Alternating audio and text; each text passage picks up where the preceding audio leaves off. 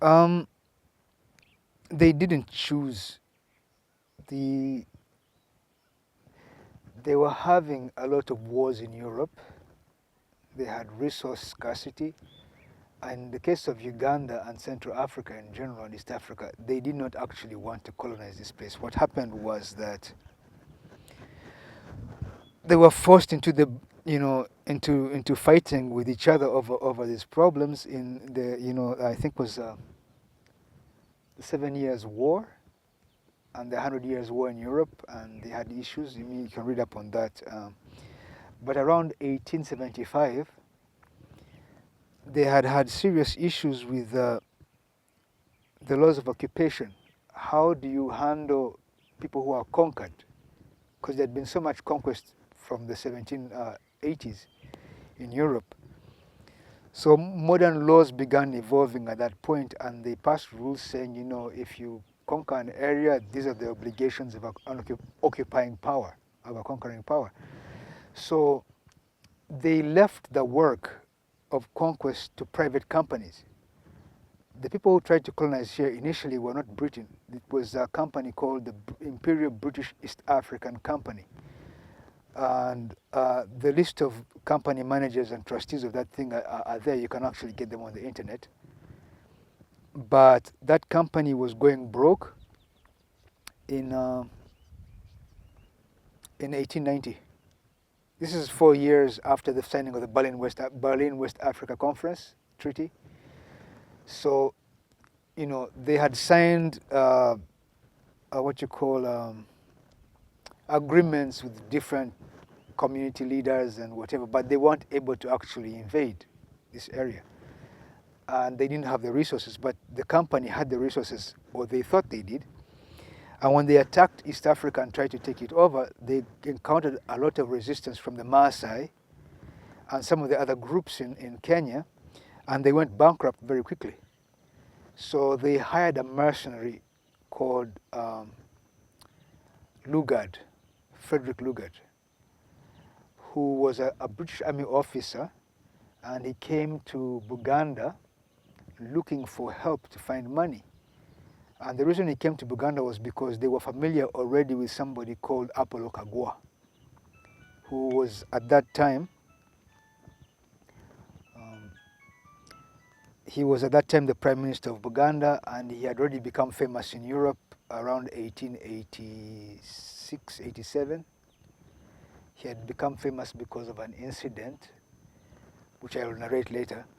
But Lugard made friends with him, and they asked him where they could get money, and he said the only kingdom with money in this area is Busongora, at which point they attacked us in 1891, and the war lasted 40 years, but before it was over, they had access to the Kleme mines, to ivory from here, to gold reserves, as well as salt, which they needed to pay their soldiers.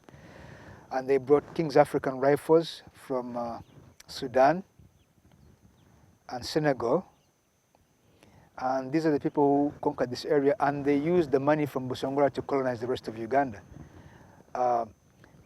But they were losing, and so Lugard left. They attacked Busongora in 1891 in August. The following year, early, he went and met the Prime Minister of Britain, Gladstone, and convinced him to colonize Uganda. Now, they did not want to colonize, so what they referred to, instead of a colony, they called it a protectorate. Protectorate status is different from colony status.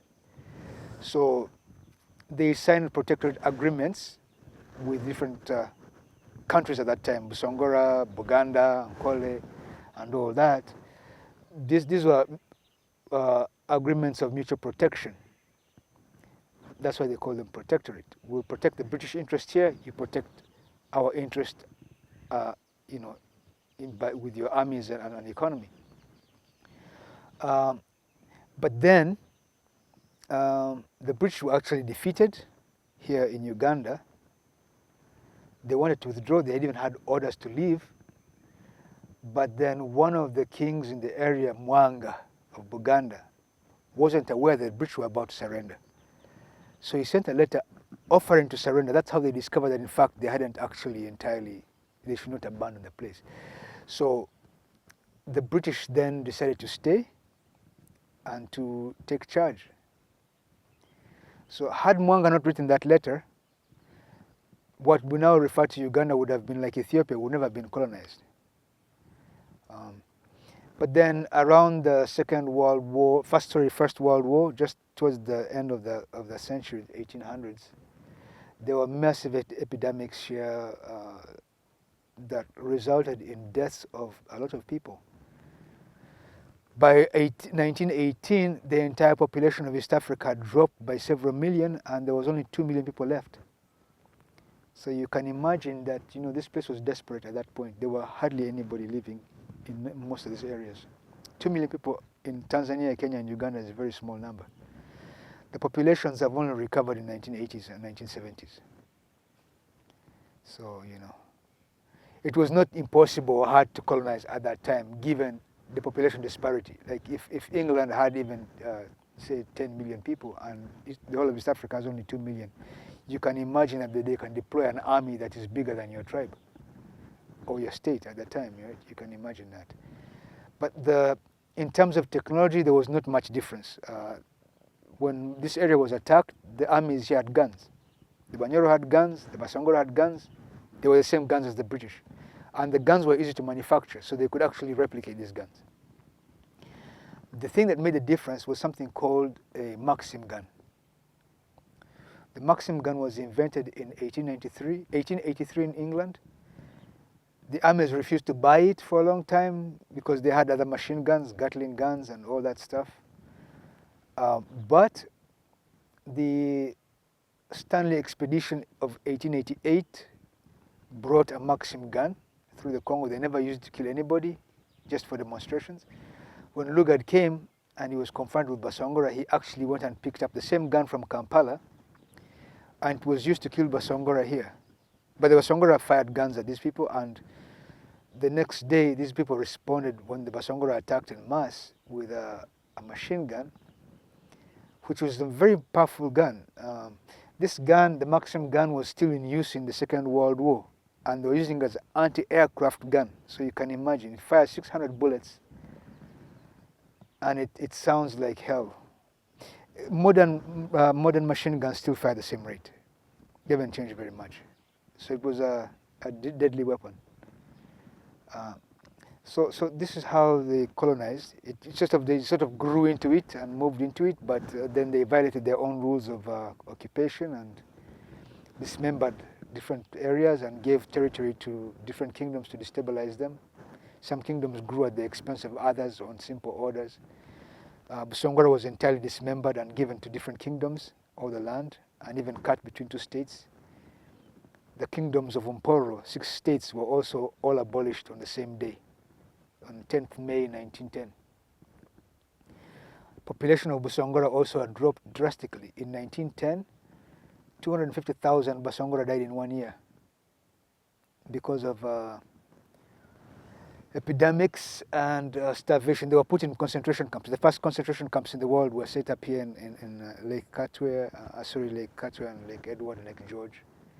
So all this area where the national parks are, there are mass graves there, numbering hundreds of thousands of people who are buried there, who all died in 1 year. And 250,000 at that time constituted about 75% of the population of Busongora in 1910. Remember, it had been dropping from 1890. So from over 1 million, by 1910 there was only about 360,000 left, and that year 250,000 of those died. So in 1911 there was only about 100,000 Busongora left, and then in 2011, when they did the census here, they said there was only 10,000 left, 11,000 of us. So in 2006. So we went from about 1 million in 1890 to 11,000 in 2006. Self-identified Busongora. That's a tragic situation here. So, but you were asking how Uganda was colonized. So Uganda, or this area of Central Africa, was colonized because we faced first nationalities that were better armed, or at least comparatively, but in terms of economies, they had a lot of resources to use. The British Empire controlled India at the time, and had been controlling India for over 100 years. So they could deploy troops from China, from India, from Burma, from wherever, and they did, to come and fight here. And these were experienced soldiers who had been fighting many wars in different parts of the world. So it wasn't enough that we had guns. We lacked the type of imperial resources to be able to defend ourselves, and Africans were disunited. We no longer had an imperial system here. They had failed to attack us while we were still having empires, because an empire is huge. It can deploy 1 million troops any place very quickly and bring to bear a lot of force. But if you have a kingdom of 1 million people and you're fighting an empire that has 3/4 of the planet's resources at its disposal, it's only a matter of time. Well, let me hear you say mountain, mountain.